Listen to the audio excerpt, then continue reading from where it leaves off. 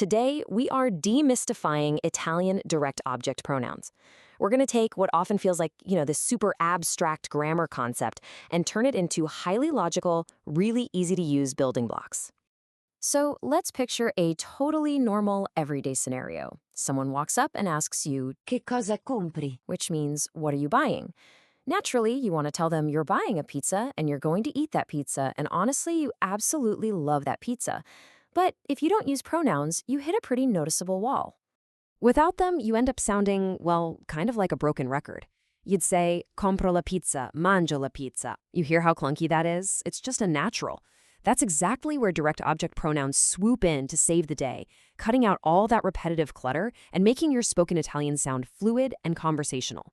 Okay, here is our roadmap for today. First, we'll meet the direct object. Then, we'll cover the core pronouns. Third, we'll look at flipping the word order. Fourth, infinitives and modals. And finally, we'll tackle the passato prossimo challenge. Let's jump right into part one, meet the direct object. So before we can just start swapping out a noun for a shiny new pronoun, we literally need to know what we are replacing, right? The direct object is simply the noun that is directly receiving the action of your verb. It's the thing that answers the question, what or whom, right after the verb. Whether you're buying flowers or, seeing your sister, that target noun is your direct object. All right, moving on to part two, the core pronouns. Think of this as your definitive cheat sheet, mapping English straight over to Italian. For him, we use lo. For her, it's la. Now for it, you actually have to look at the gender of the noun you're replacing. So it's going to be either lo for a masculine noun or la for a feminine one. And when we get to the plural them, we use li for masculine groups and le for feminine groups.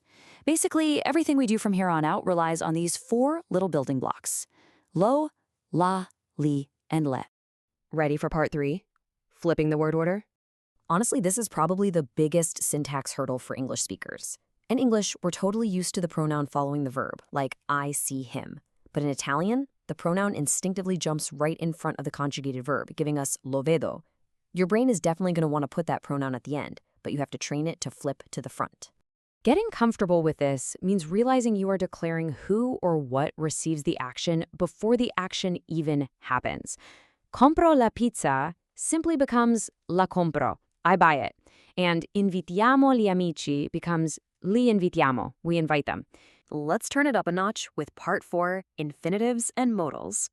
When you throw modal verbs into the mix, words like volere, potere, or dovere, right alongside an infinitive, you actually get a choice. Option A lets you put the pronoun before the conjugated verb, so you get lo voglio comprare. But option B, that attaches it directly to the end of the infinitive, giving us voglio comprarlo. The cool thing is, both are absolutely correct, but I will say the attached form is incredibly common in everyday spoken Italian just because it flows so smoothly.